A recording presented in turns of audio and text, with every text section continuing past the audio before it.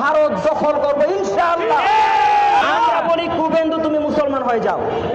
এই উগ্র হিন্দুত্ববাদী দল বিজেপির নেতা কুভেন্দু, এই কুভেন্দু অধিকারী সে প্রকাশ্যে বাংলাদেশ বিরোধী বক্তব্য দিয়েছে, মুসলমান বিরোধী বক্তব্য দিয়েছে, মুসলমানদেরকে হিন্দু হওয়ার দাবি জানিয়েছে।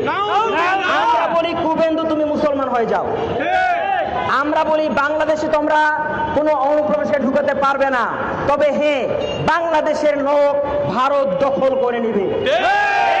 তোমরা অনুপ্রবেশ করবে না, আমরা প্রবেশ করব, আমরা ভারত দখল করব ইনশাআল্লাহ। এখানে একটা কথা বলে রাখতে হয়, না বললেই নয়।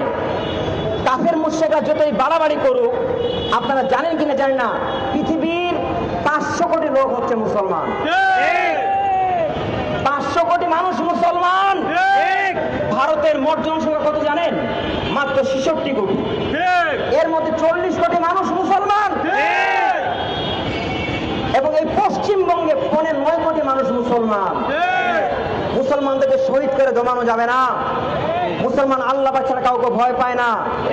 মুসলমান শান্ত জাতি।